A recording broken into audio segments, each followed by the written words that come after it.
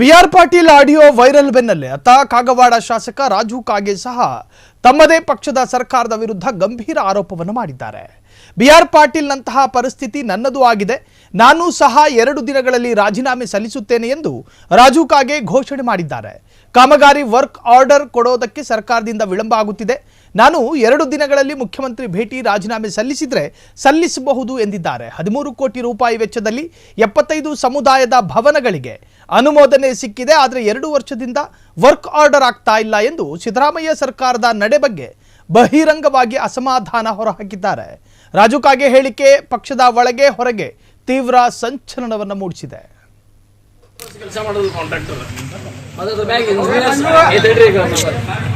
ಅದ್ರ ಮ್ಯಾಗ ನಮ್ಮ ಇಂಜಿನಿಯರ್ಗಳು ಏನು ಮಾಡ್ತಿರ್ತಾರ, ಅವ್ರಿಗೆ ಒಂದೊಂದು ವರ್ಷ 2 ವರ್ಷ ಅವ್ನು ಕೆಲಸ ಮಾಡ್ಲಂದ್ರೆ ಅವ್ನು ನೋಟಿಸ್ ಕೊಡಬೇಕು.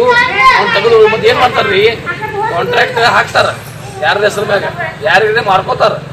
ಈಗ ಇಲ್ಲಿ ಇಂದಿರಾನಗರದಾಗ ನಾ ಕಾಯಿ ಹೊಡೆದು 1 ವರ್ಷ ಆಯ್ತು ರೀ.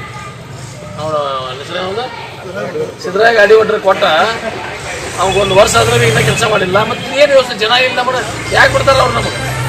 ಎಲ್ಲ ವ್ಯವಸ್ಥೆ ಹಂಗೆ ಆಗೈತಿ. ಮತ್ತೆ ಒಂದೊಂದು ವರ್ಷ 2 ವರ್ಷ 2 ವರ್ಷ ಮತ್ತೆ ಏನು ಮಾಡೋದ್ರಿ, ಮಳೆಗಾಲ ಚೇಂಜ್ ಮಾಡೋದು. ಅದ್ರ ಲೌಕರ್ ಕೆಡಬೇಕಲ್ಲ ಅದ. ಈ ಸುರ್ಗುಪ್ಪಿ ರೋಡ್ ಹೋಗಿ ನೋಡ್ರಿ, ಸುರ್ಗುಪ್ಪಿ ರೋಡ್ ಫೋಟೋ ಹೊಡೀರಿ. ಅವ ಯಾವಾಗ ಚಾಲು ಮಾಡಿದ, ಅವ ಯಾವಾಗ ನಾ ಗುದ್ದಿ ಪೂಜೆ ಹಾಕಿನಿ. ಇದು ಸತ್ಯಾಂಶ ಐತಿ, ಸುಳ್ಳು ಏನ್ರ ನೀವು ಏನ್ರ ಮಾತಾಡಕ್ ಹೋಗ್ಬೇಡ್ರಿ. ಸತ್ಯಾಂಶ ನಾವು ಯಾವಾಗ ಕೈ ಹೊಡ್ತಿ, ಯಾವಾಗ ಚಾಲು ಮಾಡಿದ, ಈಗ ಅದ್ರ ಪರಿಸ್ಥಿತಿ ಏನಾಗೈತಿ. ಚಾಲು ಆಗಿ 1 ತಿಂಗಳನ್ಯಾಗ ಅದನ್ನೆಲ್ಲ ಬಾದ್ ಆಗೈತಿ ರೋಡ್.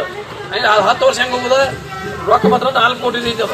ಮತ್ತೆ ಬ್ರಿಡ್ಜ್ ಒಂದು ಕಟ್ಟಾದಾರ ಸಿರುಗುಪ್ಪಿ ಮಧ್ಯದಾಗ, ಉಗಾರ ಸಿರುಗುಪ್ಪಿ ಮಧ್ಯದಾಗ ನೋಡಿದಿರಿ. ಇದು ಬ್ಯಾಸಿಗೆಗೆ ಯಾಕೆ ಚಾಲು ಮಾಡಲಿಲ್ಲ? ನಂದೆಲ್ಲ ತಗೋರಿ ಇದು ಸ್ಟೇಟ್ಮೆಂಟ್. ಯಾಕೆ ಬ್ಯಾಸಿಗೆಗೆ ಯಾಕೆ ಚಾಲು ಮಾಡಲಿಲ್ಲ ಗುರುಗಳವ್ರು? ಎಲ್ಲರಿಗೂ ಹೇಳ್ತಾನೆ ನಾನು, ಟಿವಿ ಮಾಧ್ಯಮದವ್ರು. ಬ್ಯಾಸಿಗೆಗೆ ಯಾಕೆ ಚಾಲು ಮಾಡ್ರಿ? ಈ ಮಳೆಗಾಲದಾಗ ನೀರು ಹೆಂಗೆ ನಿಂತಿದೆ, ಆ ಫೋಟೋ ಹೊಡ್ಕೋರಿ. ಅದನ್ನ ಫೋಟೋ ಹೊಡ್ಕೊಂಡು ಫೋಟೋ ಸಗಟ್ ಪೇಪರ್ದಾಗ ಹಾಕ್ರಿ ಎಲ್ಲ. ಈಗ ನಮ್ಮಲ್ಲಿ ಯಾವಾಗೂ ಬ್ಯಾಸಿಗ್ಯಾಗ ಗಪ್ ಹುಟ್ಟದ್ರಿ, ಮಳೆಗಾಲ ಚಾಲು ಹೋದ್ರೆ ಕೆಲಸ ಮಾಡೋದು. ಮಳೆಗಾಲ ಚಾಲು ಹೋದ್ರೆ ಕೆಲಸ ಮಾಡೋದು. ಅದು ಕೆಲಸ ಯಾಕೆ ಉಳಿತೈತಿ? ಅಸ್ಫಾಲ್ಟ್ ಅದು ಹೆಂಗೆ ನಿಲ್ತೈತಿ? ಮತ್ತು ರಾತ್ರಿ ಮೋಟರ್ ಸೈಕಲ್ನವ್ರು 2 ಮಂದಿ ಬಿದ್ದರ್ರಿ. ಹೌದ್ರಿ, ಮತ್ತೆ ಅದನ್ನ ಬರ್ರಿ ಅದನ್ನೆಲ್ಲ ಇವರೆಲ್ಲ. ಮತ್ತೆ ನಮ್ಮ ಇಂಜಿನಿಯರ್ AEE ಎಜುಕೇಶನ್ ಇಂಜಿನಿಯರ್ ಅವ್ರ ಮ್ಯಾಗ ನಿಯಂತ್ರಣ ಇಲ್ಲೇನು ಮಲಗಿರ್ತಾರೆ. ನಮ್ಮ ಇಂಜಿನಿಯರ್ ಮಲಗಿರ್ತಾರು. ನಾನು ನೋಡಪ್ಪ ಸ್ಪಷ್ಟವಾಗಿ ಹೇಳ್ತೀನಿ, ಆ BR ಪಾಟೀಲ್ ಹೇಳಿದಾರಲ್ಲ, ಅವ್ರ ಅಪ್ಪಂಗತೆ ನಂದು ಪರಿಸ್ಥಿತಿ ಆಗೈತಿ. BR ಪಾಟೀಲ್ ಹೇಳಿದಾರಿಲ್ಲ, ಏನಿಗೆ ಹೇಳ್ತಾರೆ ಅದೇನು ಸುಳ್ಳಲ್ಲ, ಅದು ಕರೆನೇ ಐತೆ. ಅದು ನಂದು ತಗೋರಿ. ಅದನ್ನ ರಾಜು ಕಾಗೆ ಅವರು BR ಪಾಟೀಲ್ಗೆ ಬೆಂಬಲಿಸು. ಮತ್ತೆ ಇದನ್ನ ನನ್ನ 2 ವರ್ಷ ಆಯ್ತ್ರಿ ಕಾಯಿ ಹೊಡೆದ. ವಿಶೇಷ ಅನುದಾನ ಕೊಟ್ಟರೆ ಇದು ತಗೋರಿ, ಸೀರಿಯಸ್ ಐತಿದಾವ ಇಲ್ಲಿ ಇವೆಲ್ಲ. ವಿಶೇಷ ಅನುದಾನ ಮುಖ್ಯಮಂತ್ರಿ ವಿಶೇಷ ಅನುದಾನ 25 ಕೋಟಿ ಕೊಟ್ಟರು. 25 ಕೋಟಿದಲ್ಲಿ 12 ಕೋಟಿ ರೂಪಾಯಿ ರಸ್ತೆ ತಗೊಂಡು, 13 ಕೋಟಿ ರೂಪಾಯಿ ಸಮುದಾಯ ಭವನ ತಗೊಂಡು, 13 ಕೋಟಿ ರೂಪಾಯಿ 2 ವರ್ಷ ಆಯ್ತು ನಮಗೆ. ಎಂದು ಕೊಟ್ಟಿದ್ದಾರೆ ಅದನ್ನ ಅನುದಾನ, ಎಂದು ನಾವು ಪ್ರಪೋಸಲ್ ಕೊಟ್ಟಿದ್ದೀವಿ, ಇದುವರೆಗೆ ವರ್ಕ್ ಆರ್ಡರ್ ಕೊಟ್ಟಿಲ್ಲ. ಯಾಕೆ?